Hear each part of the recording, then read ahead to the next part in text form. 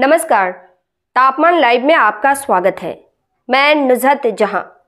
तापमान लाइव की इस प्रस्तुति में चर्चा उपचुनाव के परिणामों की। बिहार विधानसभा के संपन्न उपचुनाव में महागठबंधन विशेषकर राजद की दुर्गति हो गई। सभी 4 क्षेत्रों में उसे शर्मनाक हार का सामना करना पड़ गया। भाकपा माले की 1 और राजद की 2 सिटिंग सीटें बड़ी सहजता से फिसलकर एनडीए के हाथों में चली गई। 4 सीटों में से रामगढ़ की हार राजद के लिए सर्वाधिक सदमादायक रही। वहां पार्टी के प्रदेश अध्यक्ष जगदानंद सिंह के पुत्र अजीत सिंह औंधे मुंह गिर गए। हार ऐसी वैसी नहीं हुई। पुश्तैनीगढ़ में पुश्तैनी पार्टी का उम्मीदवार रहते तीसरे स्थान पर लुढ़क गए। शायद जमानत भी जब्त हो गई। राजद उम्मीदवार के रूप में अजीत सिंह क्यों और कैसे हार गए, विवेचना का यह एक अलग विषय है। बहरहाल पुत्र की हार को लेकर धीमे स्वर में ही सही राजद के अंदर जगदानंद सिंह की काबिलियत पर सवाल उठने लगे हैं। नैतिकता के आधार पर प्रदेश अध्यक्ष का पद त्याग देने की मांग की जाने लगी है। वैसे बताया जाता है कि हार की नैतिक जिम्मेदारी स्वीकार कर जगदानंद सिंह ने खुद प्रदेश अध्यक्ष का पद त्यागने की पेशकश कर दी है। हालांकि पूर्व में भी उन्होंने कई बार ऐसी पेशकश की थी। इस्तीफा मान्य नहीं हुआ था।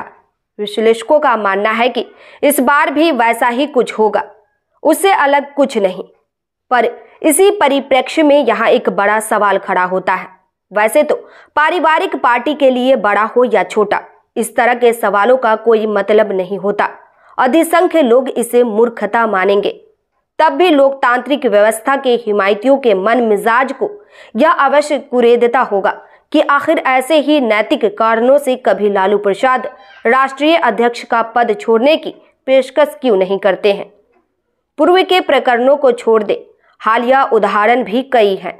संसदीय चुनाव में अस्वस्थ लालू प्रसाद के साड़न में लंबा आसन जमाने के बाद भी उनकी पुत्री रोहिणी आचार्य परास्त हो गई।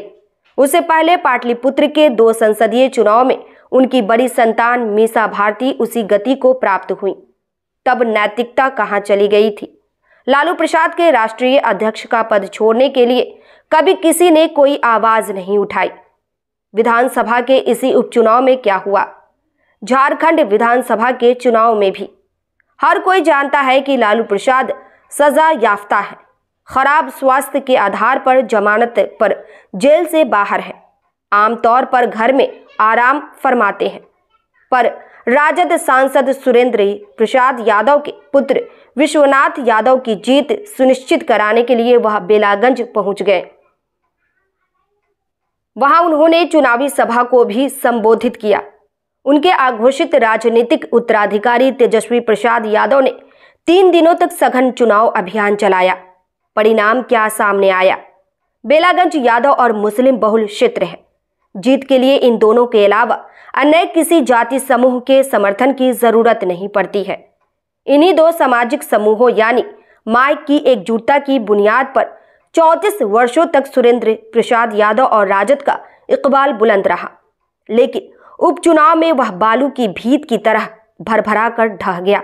आखिर लालू प्रसाद के आह्वान और अभियान के बाद भी ऐसा क्यों हो गया? क्या इसे लालू प्रसाद के अपने ही आधार मतों में प्रभावहीन हो जाना नहीं माना जा सकता? अब झारखंड विधानसभा के चुनाव से जुड़ी बात। शारीरिक रूप से दुर्बल लालू प्रसाद की सशरीर मौजूदगी कोडरमा विधानसभा क्षेत्र में भी हुई थी।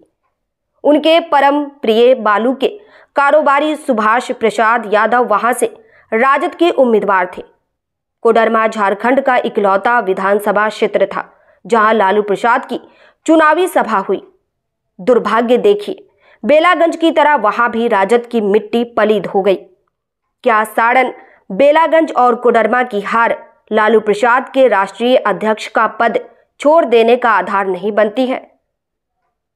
तटस्थ विश्लेषकों की समझ में आधार बनती है, लेकिन सवाल यहाँ यह है कि इस सवाल को उठाएगा कौन? इस प्रस्तुति में बस इतना ही। फिर मिलते हैं ऐसी ही दूसरी किसी खास खबर के साथ।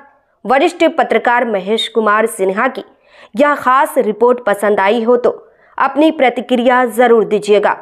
तापमान लाइव चैनल को देखिए, शेयर कीजिए, लाइक कीजिए और सब्सक्राइब अवश्य कीजिए। धन्यवाद।